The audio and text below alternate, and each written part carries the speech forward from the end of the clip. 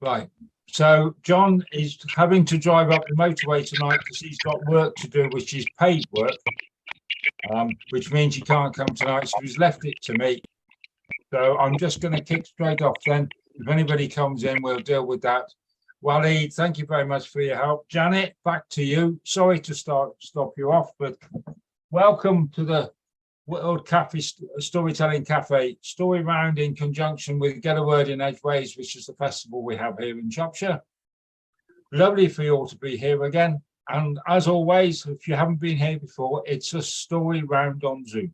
So everybody gets a chance. I'm happy enough to sit here for up till 9 o'clock or so when Waleed over in Morocco, it's 10 o'clock and he needs to go home. So, and when you're going to look for a time change in these sessions, because as the UK switches to UK summertime, we're going to move it back to 6 o'clock in the evening instead of 7 o'clock in the evening, our time. Okay. And so, and that would be GMT -1, I think. I think that's how it works, but I'll put a thing out on it, so give it you exactly. So just be careful. Next weekend, next time we're on, I think that we're on the weekend of the clocks change here in the UK. Right, Janet from Staffordshire. Lovely to see you again. I hear you didn't go to Morocco like me, but I managed to sneak off somewhere. Was it to the Malta Islands, was it? Yes, to the Maltese Islands. And Maltese Islands. Yeah, and looking at some folk tales from there to put together to make a set. And obviously there's not all ready yet, but there was one from the island of Gozo, which everybody seemed to know. Not at all a secret, like some of them, as I spoke about the Maltese and the Gozetian Cinderella. People were saying, don't know that one, but I managed to find it, but it's not ready for presentation. But this one is so popular, I'm offering it to you now. Now, one of the big features of the islands was the marauding pirates of the 16th and 17th century, and linked to the love of stories, legends about saints and miracles. This is the one of San Dimitri.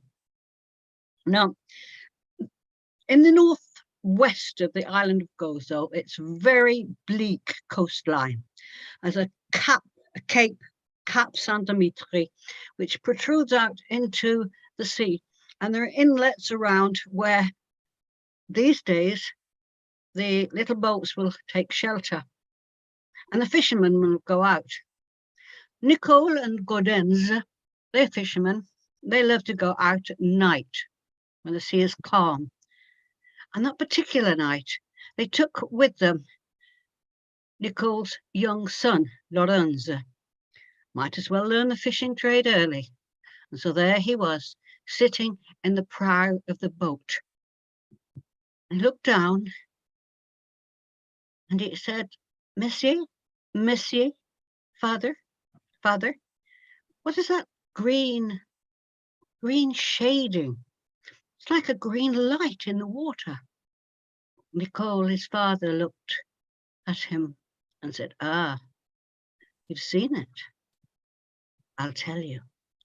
And I'll tell you the story, the legend of San Dimitri. You see, many years ago, 16th century,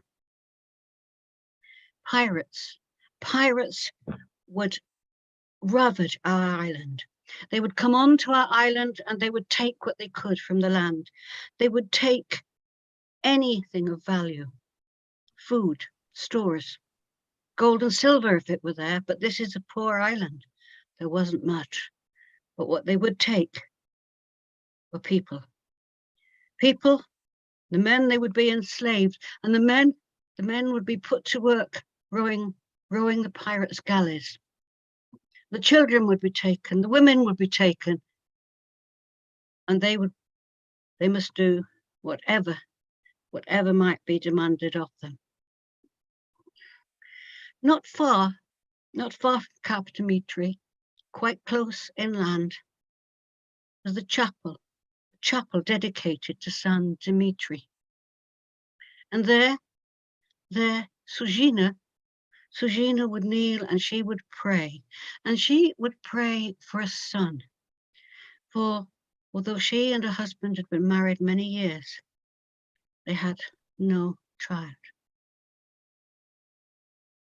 In later years, they did. They had a son who they called Matthew. And they delighted in Matthew, but their shared joy was very short-lived. For while Matthew was still very young, his father died. And so in the cottage lived only Zuzina and Matthew. On the cottage on the edge of the village of Arb. She was mother, father, friend, companion to him, and he to her.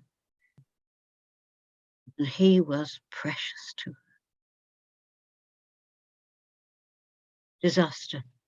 Disaster the day that the pirates arrived. The pirates arrived not in the day, but in the dark, under cover of darkness. They anchored boatloads of ferocious, bloodthirsty, ready to steal pirates rowed to the shoreline. On the land, they found nothing of interest, but they saw just slightly to the distance the small chapel of San Dimitri. And so in they barged. They took anything that was of value.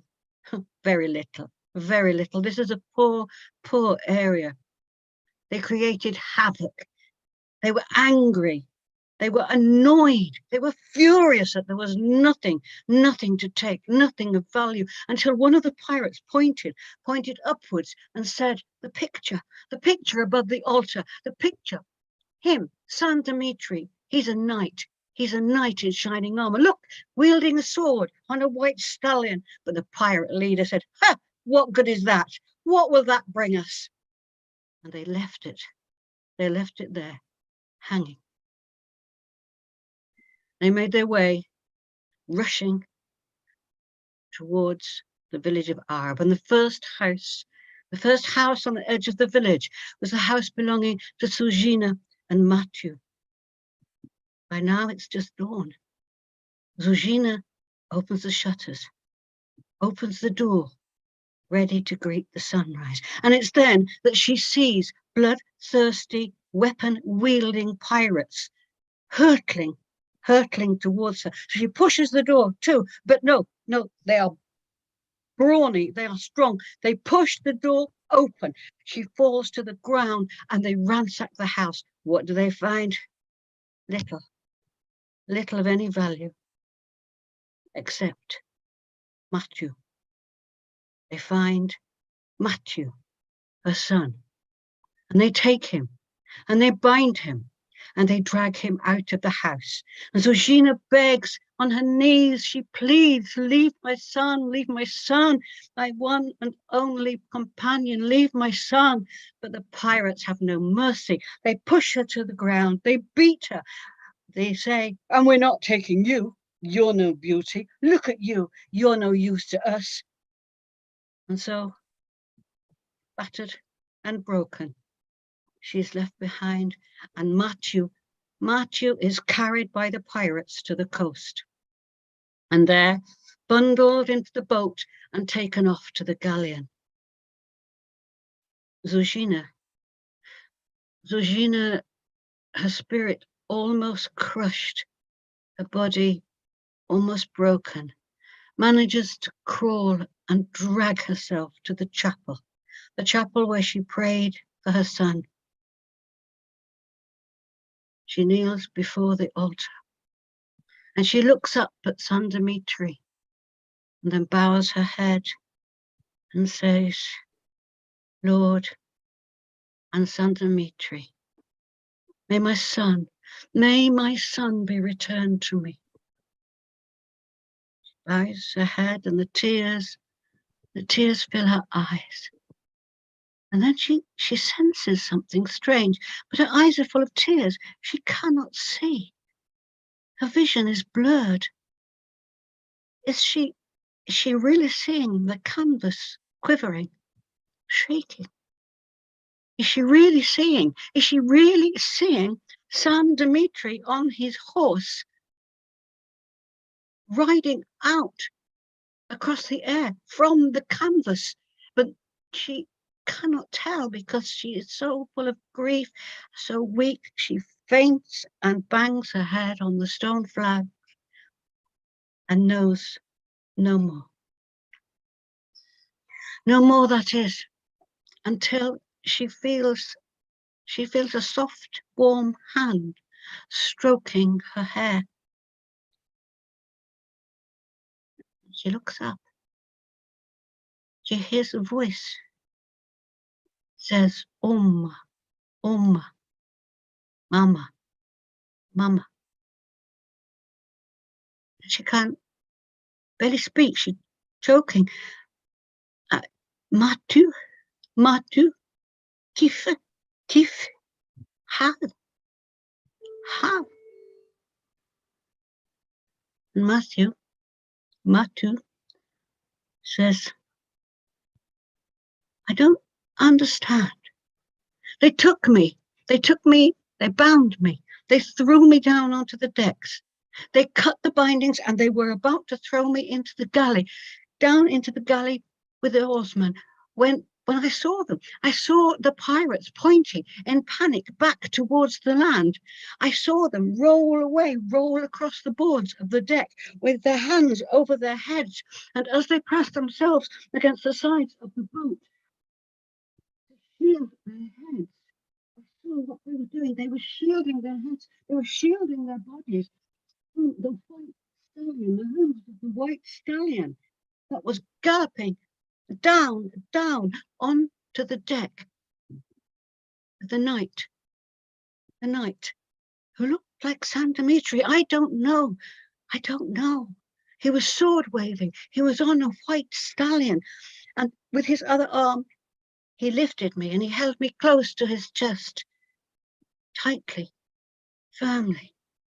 And he turned and galloped across the sea, not touching the waves, towards the land, towards our chapel, here. And here I am. Sushina could not believe this tale. She looked up. Was the canvas trembling? But there he was, back, a portrait of San Dimitri, exactly as he'd ever been, all the days that he had prayed. And all she could do was look up and say, thank you. But she vowed that every day, no matter what her circumstances, she would ensure that she would come to the chapel and she would place on the altar a small lamp full of oil. She would light it. Once lit, she would never, ever let it go out. So Sheena kept her promise. Every day of her life, she lit that oil lamp, and it gleamed in the dull darkness of the chapel. But not long after, there was an earthquake in that part of the island, and the chapel slid down into the sea. And here, Nicole, the fisherman, slowed his speech and looked towards his brother, Gaudens. And Gaudens said, Laurence, let me tell you what happened after that. We say Mass every morning before we come fishing, and we say Mass in the newly built chapel in our village.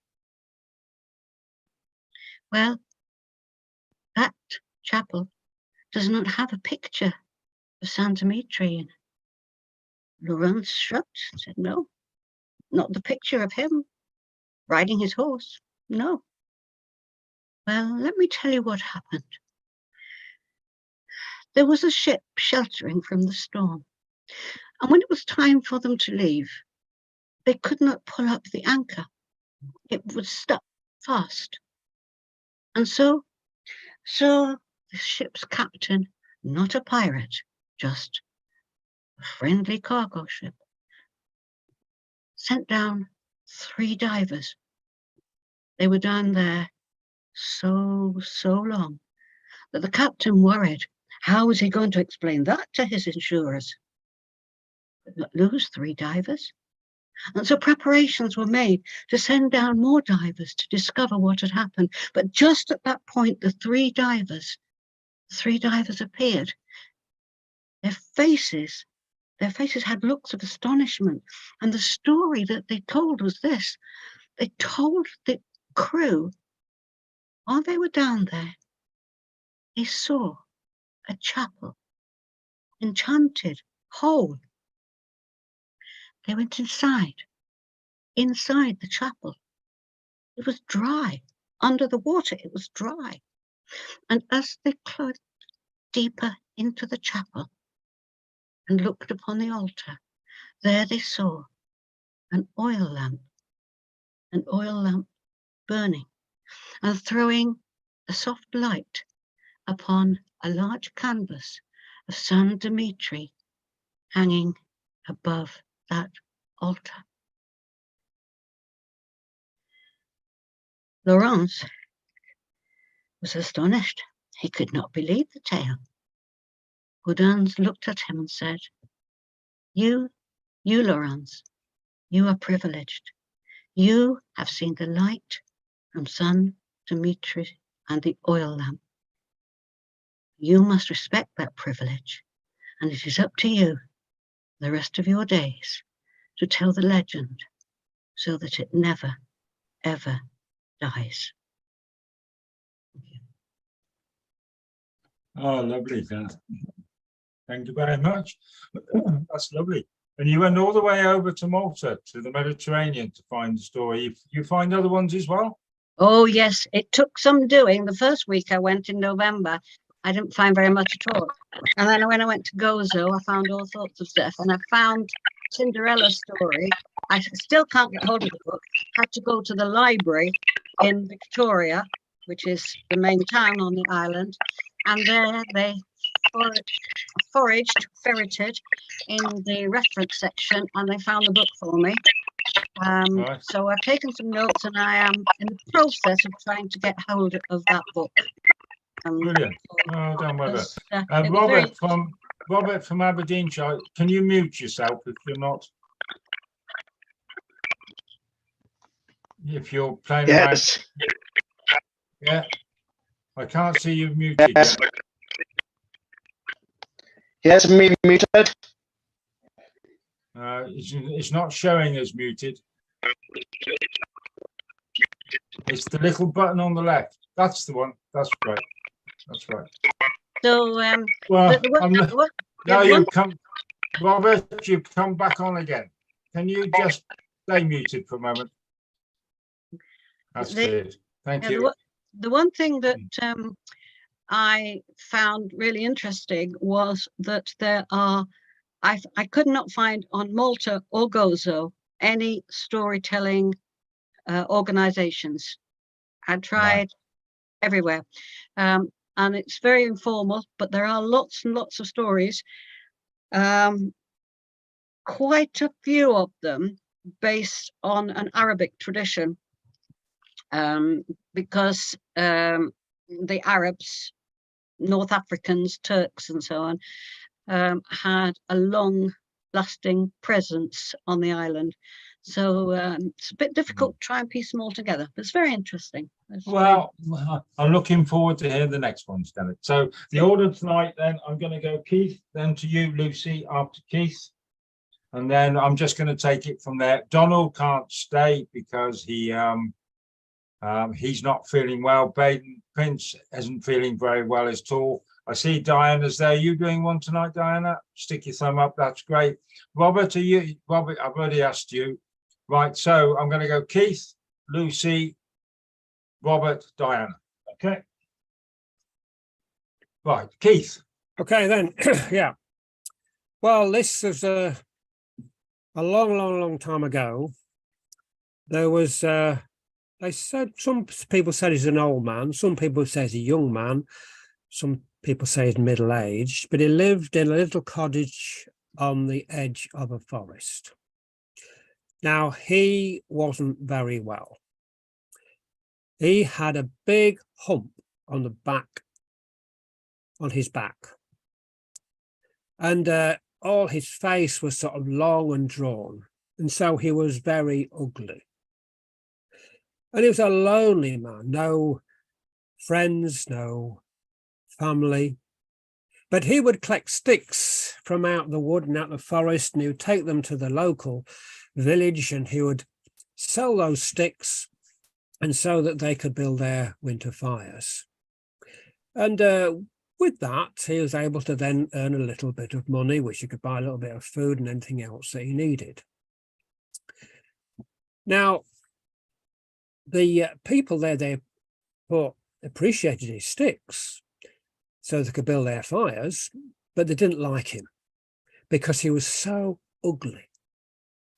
And a lot of the young people, the young lads and lasses there, they would make fun of him, and they would throw stones and try and hit his back. He was a hunchback. And also, although he could hear very well, he couldn't speak. He was a mute. Now, unbeknown to the people in the village, this hunchback had lots of friends that lived in the forest. It was all the animals. And every day they would gather round the hunchback. He would sit on a tree stump, and they would gather round, and there would be the sparrow that would sit on one shoulder, and the robin sit on another shoulder. And there was the rabbits and the hares all gathered round. There was even a dormouse. And the squirrel would sit on his knee. And they were company for him during the day when he'd come back from the market. But then he would then leave his friends and go through the forest, and to the edge of the forest there was a big lake. And he would sit on a tree stump there on the edge of the lake and look out across the shimmering waters, and there was a swan, a mute swan. And she would swim around on the lake, but wouldn't come anywhere near him. Sometimes he had a little bit of food left, a bit of his sandwich, and he'd throw it out to the lake, trying to entice her to come a bit nearer, but she wouldn't come anywhere near him. But he just loved to go there every day and see this beautiful swan on the lake.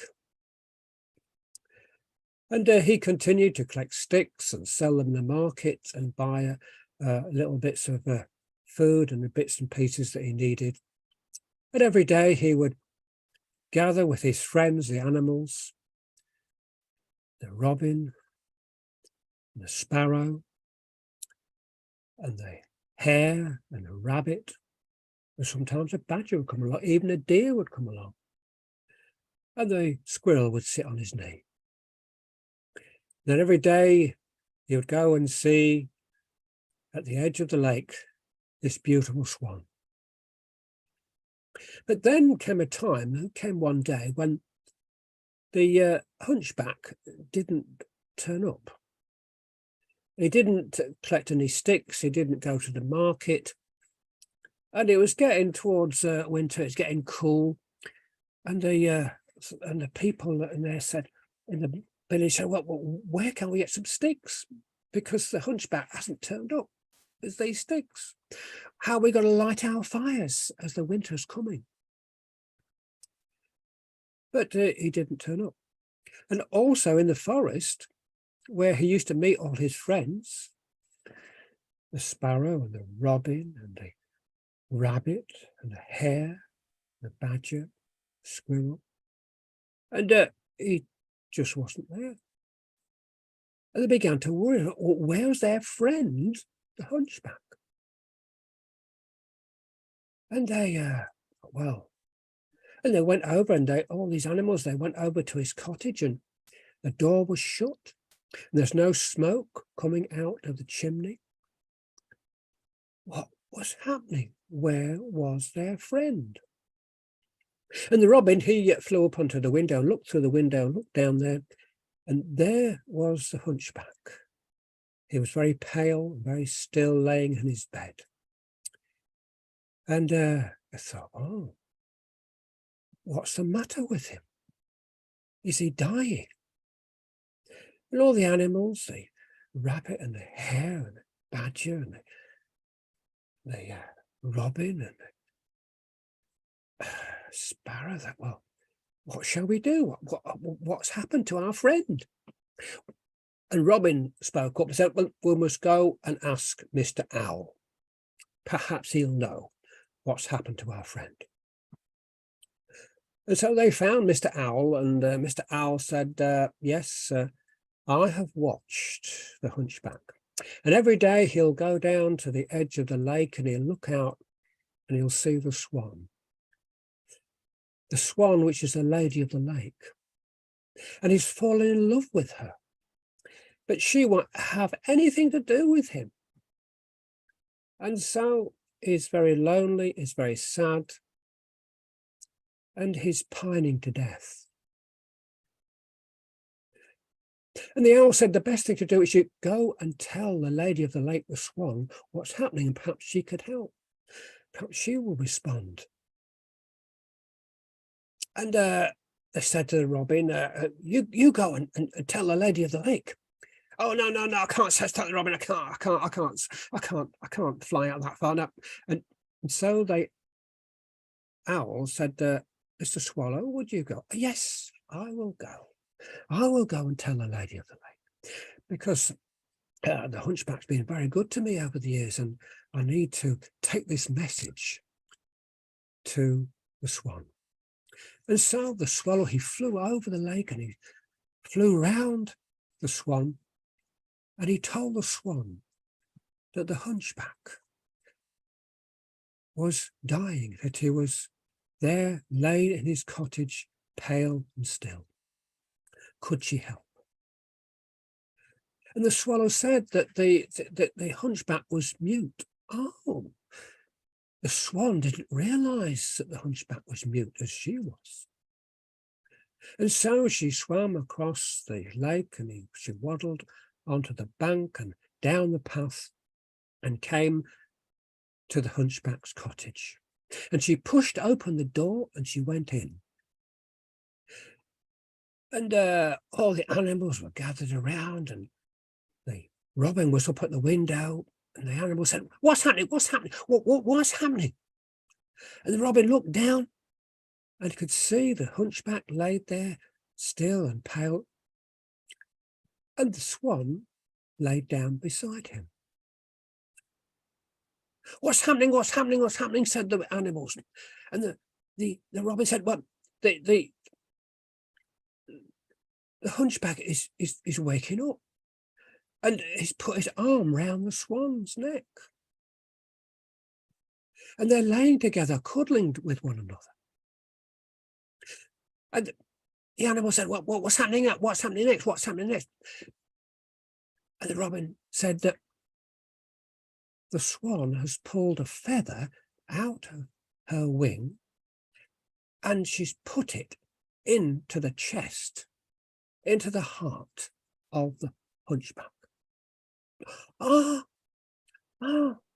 hunchback is growing feathers. His body is being covered with feathers, and his arms now becoming wings, white wings, and his neck is becoming elongated.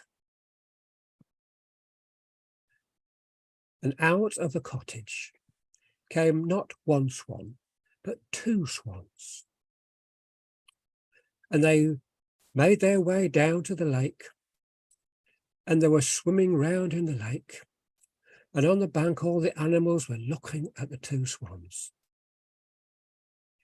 And so the hunchback was then united with the lady of the lake, and the lady of the lake had found a friend. Oh, thank you, Keith. That's the story of the the hunchback and the swan. And the swan. Yeah, that's lovely. It's a lovely story and it was very well told. Thank you very much. Thank you. Right, so I'm going to go to Lucy next. And then Donald's gone because he's not feeling very well.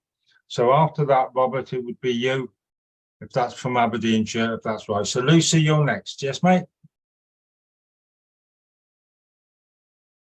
Hello, Lucy, can you hear me?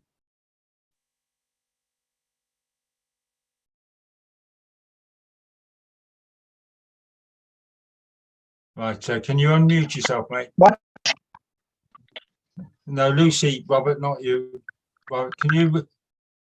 Right, Lucy, can you hear me?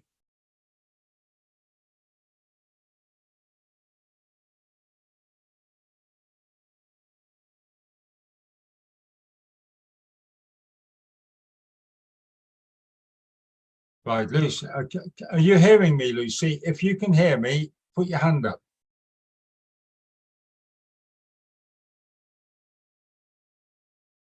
Right. Right, well, I'll try and contact Lucy again. Oh, Lucy, there you are. Can you hear me now? I can hear you now, but everything was frozen before. Everything was frozen. I don't Yeah. know. It's okay now. I think so. If it happens again, I'll go to someone else and sign off and log back on again. Okay, but hopefully we'll be okay. Okay. Okay. Okay. So is it my turn now? Yes. Okay. Diri said, I was born in planet unhappiness. The reasons for the unhappiness were many. Bad housing, bad jobs, violent relationships. Someone saw an opportunity to make lots of money out of unhappiness. And he developed the reset microchip that could be attached to the brain onto the skin and could only be removed through surgery. The reset microchip was meant to set unhappiness into happiness. Now, the reset microchip has sinister aims. The developer, he was always smiling, always friendly. He had yellow hair, yellow eyes, and he came from Planet Yellow with a team of staff to promote the reset microchip in our planet. Thousands of people became very interested in buying the chip, and they would even sell their houses or take lots of money out of the bank to pay for it. Customers were relocated to Happiness Town, where they would only experience happiness, like, for example, gardens, angels, aromatic food. Everybody will be young. Everybody will be beautiful. But Happiness Town was anything but beautiful. It was a run-down town. As time passed by, Mr. Happiness was worried that many of his customers will be able to take the reset microchip from their brains and escape. But he needn't have worried because his customers were so used now to being happy that they didn't want to run away. Then, wearers of the reset microchip became a majority and became about 5 million people wearing it. They became the new government. They own 30 states out of 50. And Mr. Happiness was happier than ever. But then disaster struck. People that had been wearing the reset microchip were dying because the chip interfered with normal brain function and the brain couldn't take it anymore. It was in the news. 5 million people that have been wearing the reset microchip have died. Mr. Happiness has managed to escape. So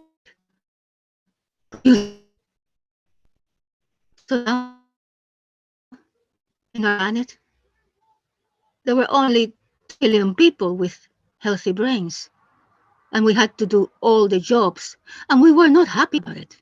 The government wanted to make things better for us, like, better housing, more laws to avoid violent relationships, and better jobs. But most people were not really impressed with his developments. And also because they have heard that there was a place where you could be truly happy. Planet Basic. Planet Basic was run by government officials, and it was meant to be a place where you could do cheap labor for the government. You go there with a friend. You were given a farm with lots of animals. You were given a piece of land, a river to purify water. And every week, a government official will come to see you and will allocate you groceries, and the rest will go to the government. I was so happy there. I had so much to do in a farm. I was so busy that I didn't really think of being unhappy. And I spent a lot of time there. I would sometimes think about planet unhappiness and would sing this little song to them. I don't envy you, but I do sometimes, because you must fight constantly to survive. It is every second, it is every day. No 1 minute passes without you having to fight. Thank you.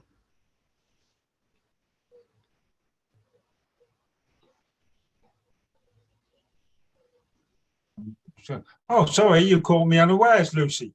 No, that's a lovely story. Are you doing a collection of your stories? Are you putting them into a little book or something? Well, not yet the book, no. I have a collection, yes, I drafts. Like I have lots of drafts, and then I edit them and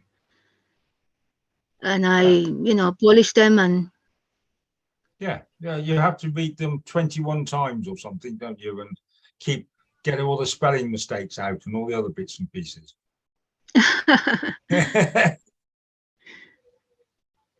Right. Okay, well, thank you very much. Keep going on. You need to keep doing this. You do. Absolutely. Right. Robert from Aberdeenshire, you've seen how it all works. Right. Now you unmute yourself. My name's Mike. I'm from Shropshire. So you're from Aberdeenshire. Now, my knowledge, as Diana's going to start explaining to you, because Diana Pearce is from the Highlands of Scotland. So Aberdeenshire, that's quite a high way up, over to the right, looking up. Yeah. Yeah, Diana's nodding anyway. May not Diana Pearce very well. Do you two know each other? Yes. Yes. Oh, okay. I know Diana's famous all over the world, so I'm not surprised you know her. Right. Okay. Right. So are you going to tell us? Right. Your connection's not good. Okay. Can you hear me? Okay.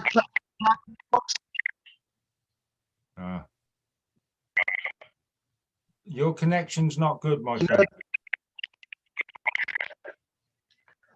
You want me to tell a story?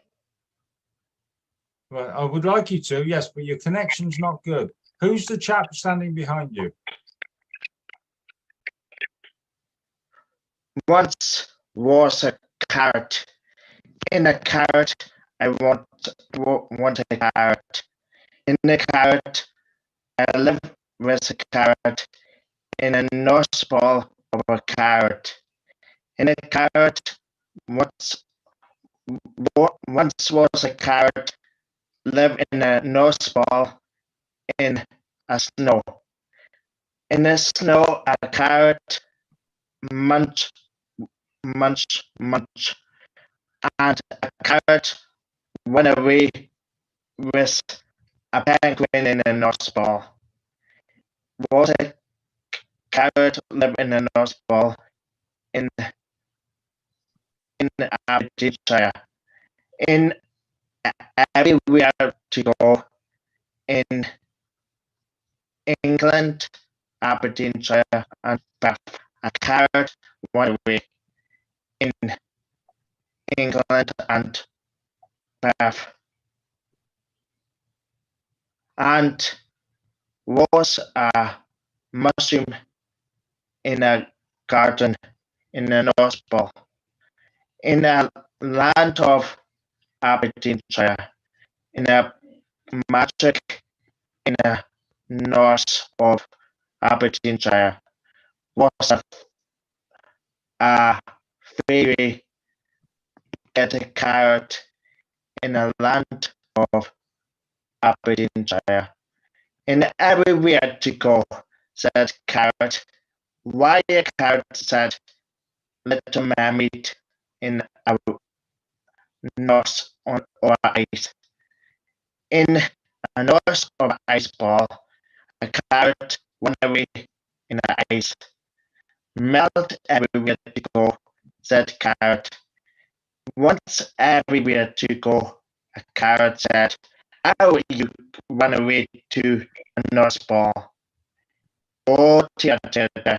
A carrot said, why a carrot everywhere to go? Where are you, carrot said? Everywhere to go, said carrot in the land. Why, said carrot, up you get out the north ball, you said. Up, said carrot. Once fit Kennedy in a carrot land, in a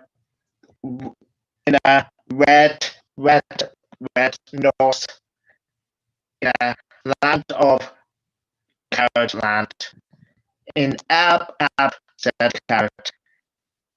Once up, two up, three up, carrot said. Why, said carrot, in my Aberdeenshire. Up, said carrot. Why, said a nose ball, said carrot. Up, said carrot. Why, said carrot in a nose ball. Once was a carrot, one away in a nose ball, in a far distance in a nose ball. So a mushroom, so a carrot, and so a penguin. Up, said nose ball. Said carrot. Why, said carrot, a red nose but can fit like fit Kennedy, you query, said carrot. Aye. Why, said carrot, everywhere you to go? Up, said carrot. A loony one away was a carrot. A chatter said, pick up your carrots in the nose ball. Up, said little mermaid. Said, up, said little mermaid. Fit Kennedy, up, you got a big nip on your nose. Up, carrot. Up, carrot. You said you up, Kennedy. Up, said carrot. Up, you said carrot. in my mushroom set cart, and Spot said, "Help! Help!" The end. Right, Robert, that was lovely, but we're having some trouble with your internet connections these ends. So I want you to come. We do this once a fortnight, and I want you to come again in 2 weeks' time, and we'll sort out your internet connection, because there's something wrong. You weren't quite as clear as you could have been. Okay, but it's lovely to have you here, and thank you very much for coming. Okay. Right. So I think we're going to Diana next, aren't we, Diana? And then Mike, it's nice to see you, mate. Okay. Right, Diana, you're muted. Okay. Okay. And I'm just going to find the bottle opener, which I've left over there. So I am listening. Okay. Okay, that's all right. This is a story that I've always liked. Anyway, it's set in the borders of Scotland a long, long time ago. And up on the hill, looking down over to Carterhaugh Woods, was a large house, a mansion where the Laird of Carterhaugh stayed with his daughter Janet. Now, Janet was a sort of youngster that was very spirited and always wanted to, you know, to go with what she thought. And if her dad said something that was contrary to what she thought, she tried to work her way around it, like any youngster would be. If you say to do something, they often want to do the opposite. And one of the things that she was told was, whatever she did, not to dwell in Carterhaugh Woods, because there were all sorts of things going on there, apparently. Strange powers, strange things that happened. And he wanted to keep his daughter safe. Of course, he couldn't be everywhere. And he couldn't check up on what she was doing all the time, and neither could the servants. And Janet, being Janet, would go her own sweet way.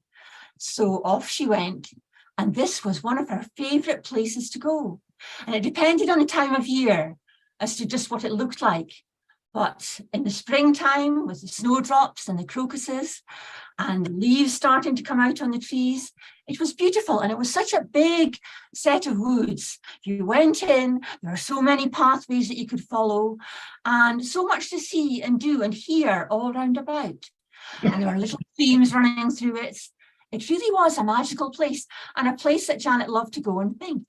And in the summertime, sometimes some of her friends would come with her, and they would play games there. And in the autumn, when the leaves were all turning golden brown, well, that was a special time too. And this was sometime later, but in autumn, that she went down. And she must have been, 17 years old by then. And a very strong-willed young lady indeed. Well, she'd heard the stories from her father about people disappearing in the woods and things like that, but she didn't really believe it, and she thought it was all just said to, it was fairy tales, nothing that she could believe in at all. But then she went down into the forest one day, and she was just looking around. It was nice weather, there were lots of flowers growing, although it was starting to get a bit colder because it was autumn. Anyway, she picked a flower, and then she was sure she heard her voice, but she hadn't seen anyone about. But up in a tree, up high, there was someone looking down, a young lad, and he jumped down, and she was totally taken aback. And what do you mean, don't pick that flower? Well, he said, the fairy queen, she won't be pleased. Well, Janet just wanted to roar and laugh, because the fairy queen, as far as she was concerned, never existed, never wooed, never could. She just didn't subscribe to all those tales. So the young man, well, he said, oh yes, but she does, and she has lots of power. You just don't know. And then they started to get to know each other. They went for a walk. And after that, during the autumn, she met up with him quite a lot. And they got to know each other that bit more. she never did give back that flower to him because she didn't think that the Fairy Queen should have everything. And anyway, Carter Hall Woods were Carter Hall Woods, free to one and all. But the more she got to know this young guy, the more she heard about what had happened to him. And apparently, when he was 11, he'd gone out on his pony, along with the Earl of Roxburgh, his uncle, and a party of others on horseback. And they had gone on ahead, the older ones. But of course, young Tamlin, who was only 11 years old, couldn't quite catch up with his pony, and he fell back. And then something happened that changed his whole life.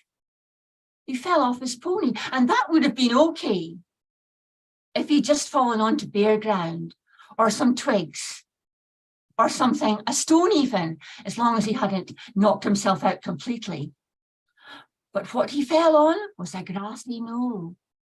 And we all know about grassy knolls and what is underneath them and what can happen if you do end up falling on a grassy knoll.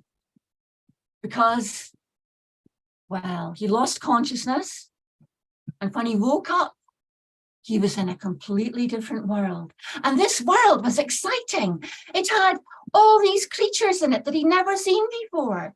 And a lot of them had gossamer wings, different heights, different look about them altogether. Some had spiky hair, some had big wings, some were quite friendly and some weren't. Some made all different kinds of noises. It was so wonderful, and there was so much to see and so much to do, and he was quite mesmerized. And then, sometime after that, he met the Queen. He met the Fairy Queen in all her splendor, sitting there. And well, he was totally taken in. He wanted to find out about all the magic in the land. And there was so much of it. But the one that knew the most about all the magic, the one that had stored it all up in her brain, was the Fairy Queen. And there he was, sitting in front of her. Well, as he performed different tasks, then they got to know each other, and she got to trust him. And he was put in charge of Carter Hall Woods. He would be the guardian for the Fairy Queen. And all this was coming out, and it sounded wonderful to Janet, this land. But she thought there was a bit of hesitancy about him, that there was something troubling him, but she couldn't quite put her finger on what it was. But as they got to know each other more, she found out that he did have reservations about still being in fairyland, that it wasn't all just wonderful all the time, that he'd lost his freedom, but he was trapped, and how could he get out of there? He didn't have the power that she had, and well, he was at a loss for what to do. And she said, well, what if someone helped you? And he said, well, who would help me? And she said, well, I could help you. Well, what can you do against a Fairy Queen? She said, well, maybe we can hatch a plan together, at least if we try. And then when Tamlin started to think about it, it was almost the 7 years up on 31st October, which was the end of the year at that time. It was the beginning of the new year. And at that time, the veils between the two worlds were down and the spirits could go between. It was a more magical time, and it was time to basically take advantage of, because there was more magic in the air. Perhaps, just perhaps, the Fairy Queen could be beaten. The more they talked, the more they thought. And the more they thought, the more this became a possibility. And so they hatched their plan.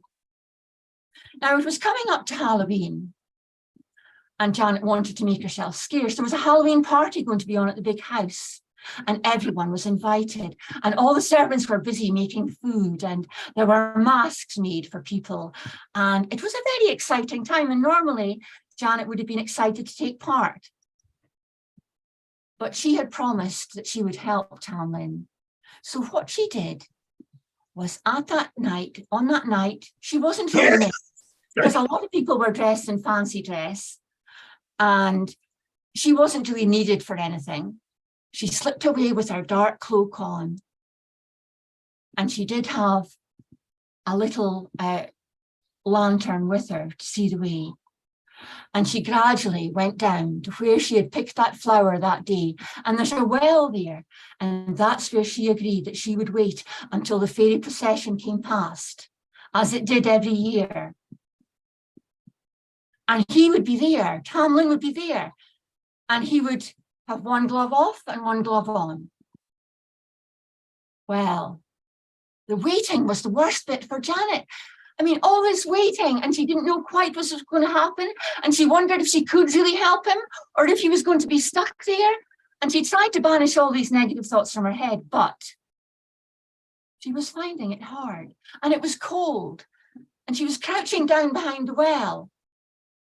And no one from the house knew that she was there. So maybe if she got stranded there or she couldn't help, what would happen to her?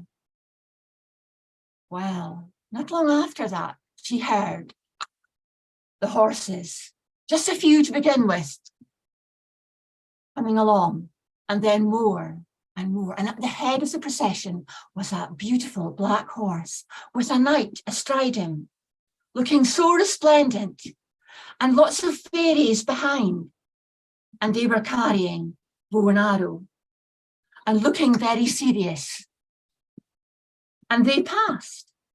And then the next horse came, the brown horse, chestnut brown, beautiful, with a flowing mane and tail, and the brown knight on top of him. And behind him, more fairies, but they had spears this time. And then the third horse came. The third horse was white, and astride him was a young man with one glove off and one glove on. And Janet knew she had to steel herself. She would do what she could. That was all that she could do. Whether it bore fruit was another matter. But she just concentrated on the moment. When Tamlin was coming past, she put her hand up and she pulled him down with all her might and held on. And that was all that she could do. And what would the Fairy Queen do? It seemed like a long time, but it wasn't actually, because at the same time as she snatched Tamlin, the Fairy Queen made this huge noise. And then she turned Tamlin into a snake. And the venom was all around him, all around Janet, because she was trying to just hold on. She knew that this was the Fairy Queen's magic. And eventually it passed. But then it was a wildcat scratching at her, making her skin bleed.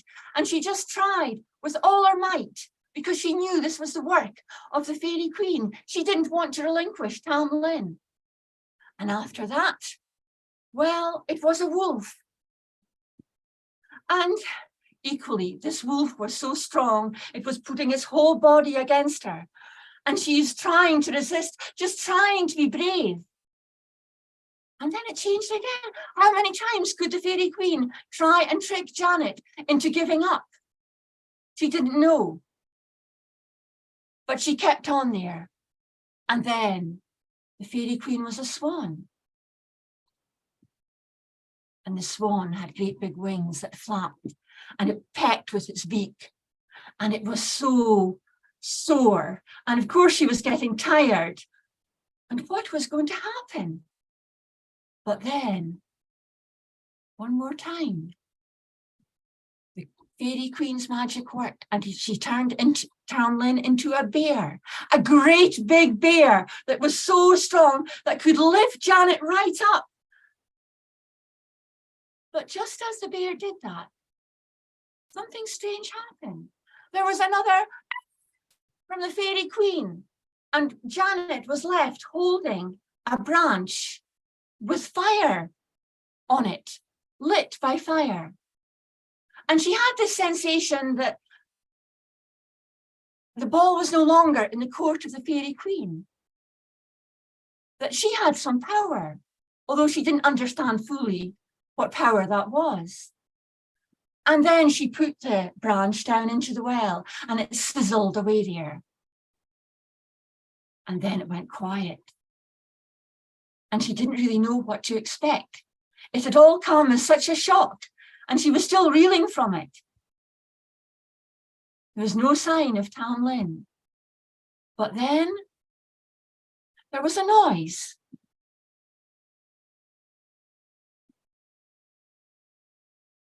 And it was like someone was climbing up.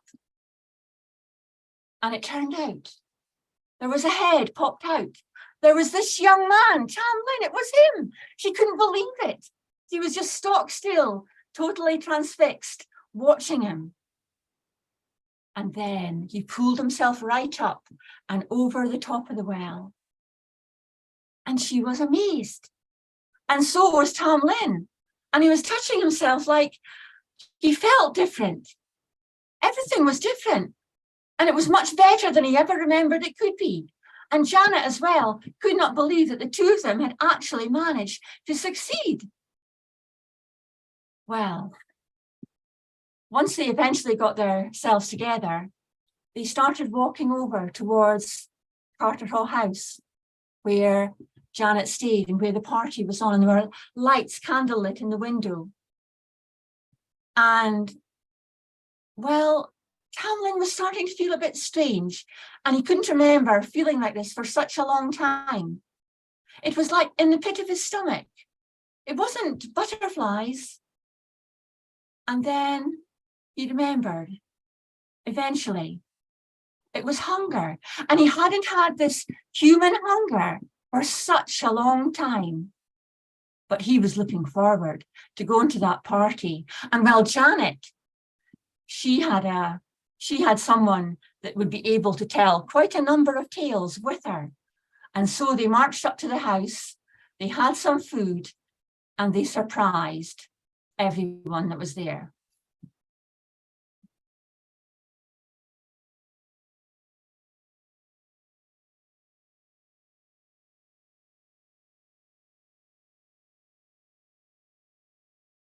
That's absolutely lovely. Thank you very much.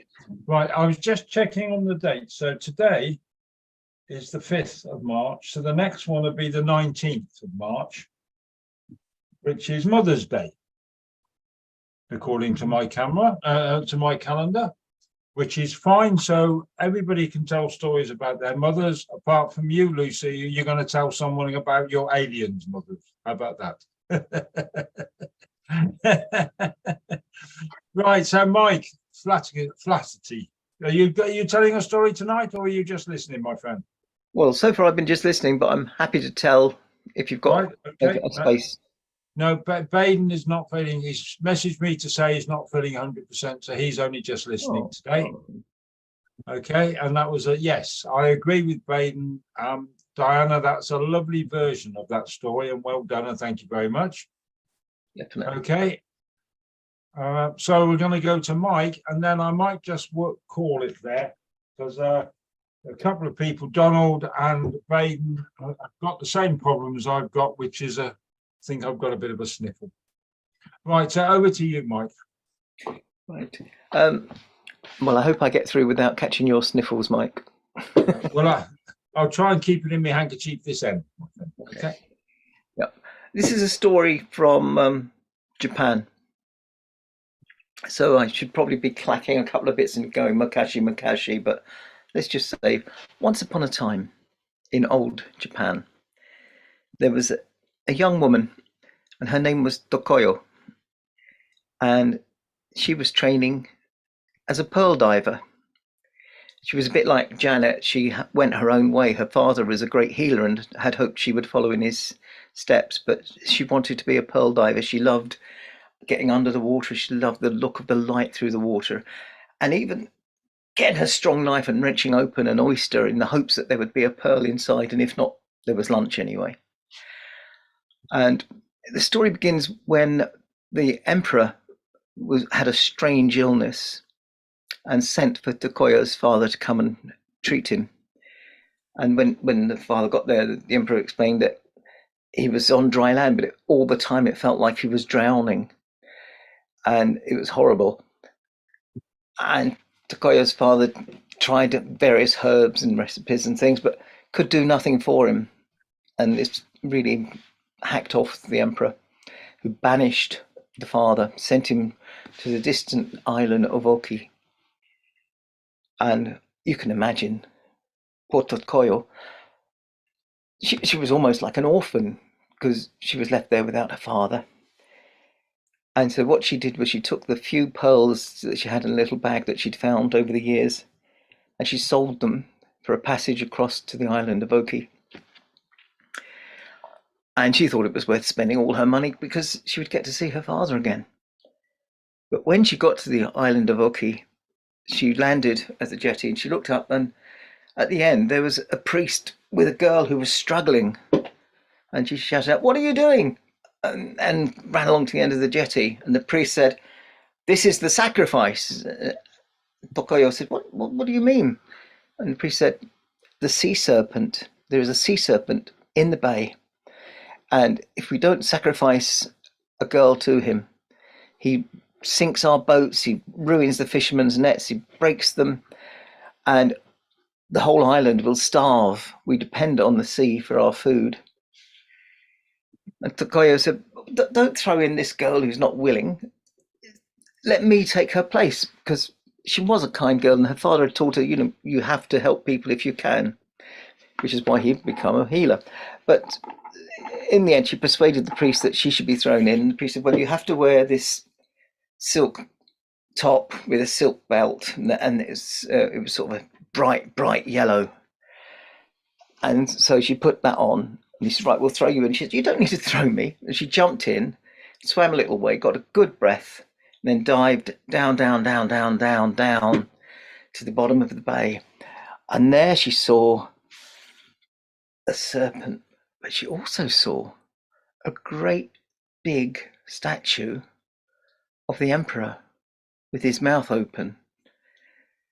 But first of all, she had to see about the serpent, and she swam after the serpent, and it suddenly caught sight of her bright top, and it turned and came for her, and she evaded it. But she noticed, however she swam, it was quick to follow her, and she quickly ripped off the top and let go, and the serpent went down to follow the top. And as it did so, she jumped on the back of it, and she stabbed it in one eye, stabbed it in the other eye, and then cut its throat. She wasn't very woke. She was a bit, but it got the job done. And as the serpent sank down towards the bottom of the bay, she followed it down, and she saw the broken boats and nets, and she tied a net around the neck of the statue of the emperor, and she swam back to the surface, took a huge breath, and swam to the shore, and pulling the net behind her, and then got all the fishermen and the priests and everyone to help her, and they pulled and they pulled and they pulled the nets until they pulled the statue of the emperor to the shore, and they struggled and they got her off, and they tipped him over so all the water ran out of the statue. And then they left the statue standing upright on the shore, and she went to find her father, and she lived with him on Oki for a few weeks until a messenger turned up from the emperor to say that he was now fully recovered from his drowning sickness. And it turned out to have been a spell that had been put on him through the statue. And Oki had broken the spell, and he unbanished her father, and she and her father went back to the mainland Japan and were welcome at the court of the emperor and loaded with riches. But she still went pearl swimming because she just loved it. And that's the story. It's a little story. Mute yourself. Thank you very much, Mike. That was a lovely little story. It is, isn't it? There's a much bloodthirstier version that Larry Don does, where she actually, rather than a net, she swims around the dead serpent, cutting the skin off, and then ties the skin to the statue. But I sort of gentled it up a bit for telling to schools. Well, probably best. Yes. Okay. You don't want to be sued or anything. So the next one is, so it's the 5th of March today. So we got the 12th, then the 19th, which is the ordinary time this time. And then we changed the clocks on the 26th. So the one after that will be the 2nd of, or Sunday the 30th. Yeah, Sunday the 30th. Is that right?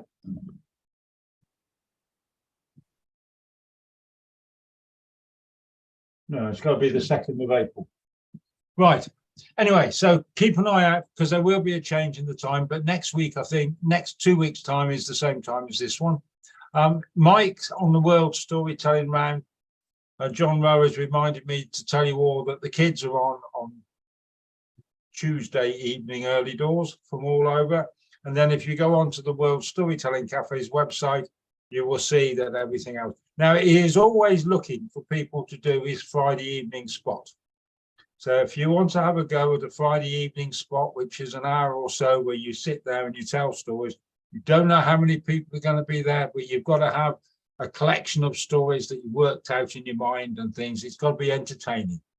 It's the only thing I ever say about doing all this is it's got to be entertaining. You're standing up on a stage, you're sitting down in a club, you're on a Zoom screen. It's got to be entertaining. Your material, it's got to be entertaining. That's all I ever say. Before I go tonight, as we've got a little bit of time, I've got one question for you, Diana. You were kind enough or honest enough to say that you were feeling a bit poorly before Christmas. I just wondered how you are now. I'm fine. I'm feeling a lot better. And with the Parkinson's, the medication that I take is helping. So it's just a matter of trying to be sensible, which doesn't run in the family at all. But right. They say exercise is one of the best things with Parkinson's. So I'm doing my best and my dog is helping me. But right. It's going fine. I mean, it's one of the slower ones compared to different things. But I mean, they say it's an old age thing. So I guess that's, I don't know if that's right or not. I'll tell you what, mate, looking at the screen at the moment, you're the youngest by about 20 years of all of us. Well, I think if I was honest enough to tell my age, I don't think you'd find that was... Right, and if Lucy wants to contradict that, you just keep your mouth shut, Lucy. So I hope it's going well. If there's anything we can do, please ask. I'm sure when the spring does come, some of these nasty Scotsmen seem to be throwing some snow at us tomorrow or Tuesday. It's all coming from your direction. Okay, can you just sort of keep it all up there for a bit? Okay. I will try, but you know, we like to share things. So oh, that's what it is. Yeah. Thanks a bunch, mate. Right, so I'm going to call it tonight. Like I said, I've got the same cold. Baden, Prince, and John, Donald. They both had to go because they weren't feeling very well. I'll be here at exactly the same time in 2 weeks' time, as I always am. Thank you very much for coming. It's lovely for you to all be here, and I thoroughly enjoyed myself. And I hope you make it in 2 weeks' time. Good night. Good night. Okay. Good night. Good night. Bye-bye. Good night, everybody. I'll see you, Baden. Yeah.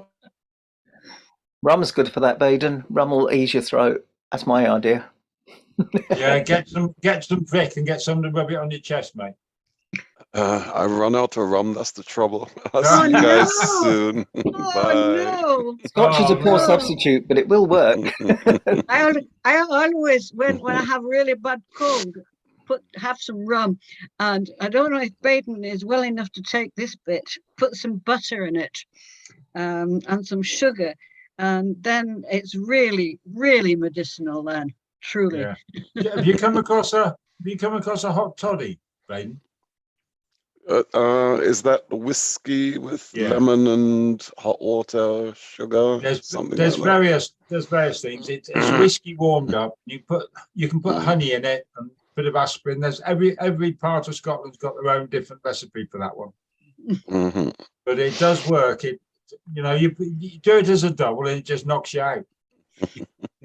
I'll give it a go. Have a good night, guys. Okay. Have a good night. Good night to you. Good night, everybody. Well, I'm going to go. Okay. Wally to come and find us all gone, and that's fine. Okay. I'm pretty certain he's not there. Wally, are you there, mate?